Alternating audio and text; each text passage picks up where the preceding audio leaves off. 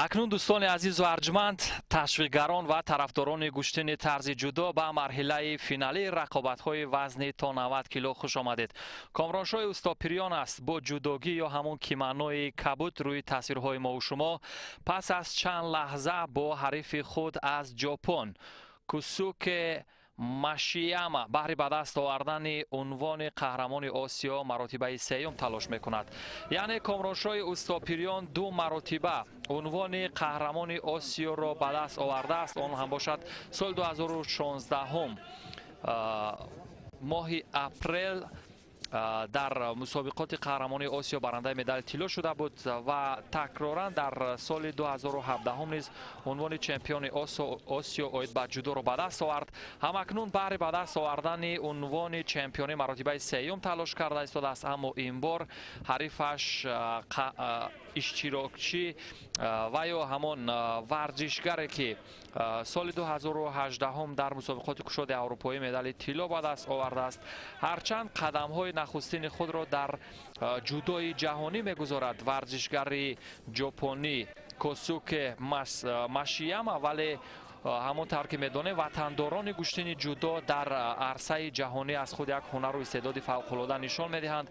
کامرانشاه استاپریان در گرند پری تاشکند محض یکی از ورزشگران ژاپنی را از صدر راه برداشته بود در مرحله فینالی که مدال طلا را به دست آورده بود. یعنی کامرانشاه استاپریان از هنر و استعداد حریفان وطندار گوشتن جودو با خبر هست. تا این جای رقابت ها فقط به ورزشگری ژاپنی یعنی ماشیاما کوسوکه از سوی داور مرکز یک شیدو پیشنهاد شده است. اکنون ما امکان داریم از چند تصویر در مرحله فینالی رقابت ها را تماشا کنیم.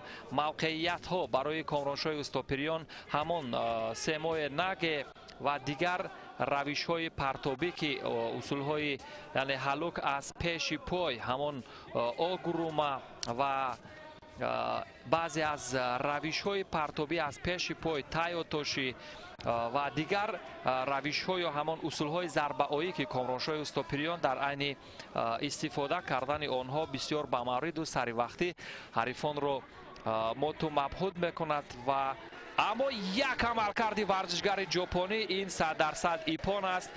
هرچند تعریف و وصف کردیم ولی کامرانشاه استاپریان نزد این حریف ژاپنی اش که قدم های نخستین خود را به عرصه جودوی جهانی گذاشته بود، ببینید بار دیگر از نوارهای تدریجی ایپون نگه بود، یعنی پرتاب از بالای شانه. ببینید چگونه به آسانی به این ورزشگر نوکار ژاپنی دست داد که ورزشگر با تجربه تاجیک کامرانشاه استاپریان را با یک روش جذاب و دیدنی از پیش رو برداشت و عنوان قهرمان آسیا را در سال 2019 به دست آورد.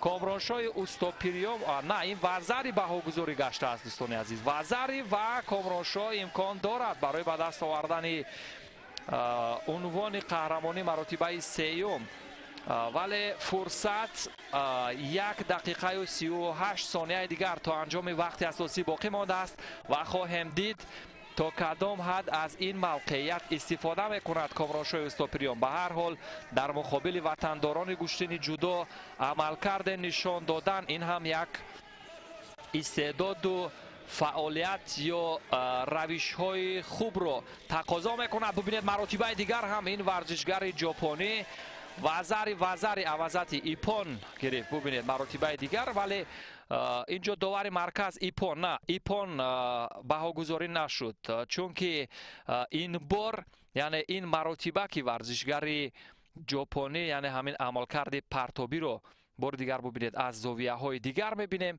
این نواره که کامرانشاه استاپریان رو پرتاب کرد و وزر گرفت و مراتبه بعدی ببینید این چندان موافق و مساعد برای گرفتن یک وزری نبود. بر عکسی حال کامرانشاه استاپریان هم یک دفاع خوب هم داشت وگرنه وزر دوم عوضت ایپون میشد. به هر حال تا این جای قوازمایی ببینید ثانیه های بشمار یا ثانیه های پایانی 47 ثانیه دیگر تا انجام وقت اساسی باقی مانده است.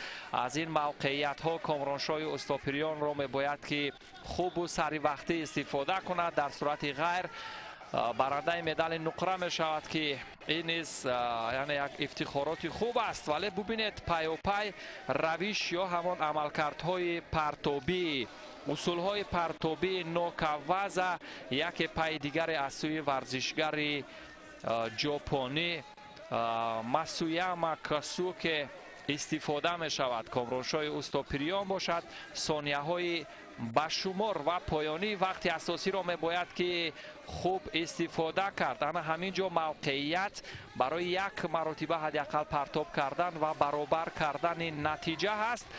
ولی ورزشگر ژاپنی میداند که بر مقابل ورزشگر با تجربه تاجیک از کدام روش های دفاعی استفاده کند. 4 3 2 و 1 ثانیه دیگر کامرانشای استوپریان برنده مدال نقره مسابقات قهرمانی آسیا در سال 2019 هم شد.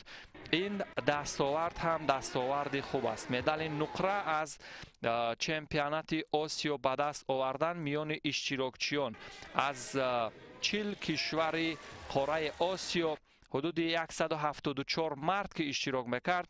کامرانشای استوپریان در وزن تا 90 کیلو توانست که برنده مدال نقره بگردد. ولی ما هنوز امید مدال طلا داریم دوستان. در وزن جمعی 100 کیلو تیمور رحیموف شانس یا امکان دارد که در کارنامه‌اش عنوان چمپیونی را در چمپیونات آسیا به دست بیارد. در مرحله رقابت تیمور رحیموف با شما خواهیم بود.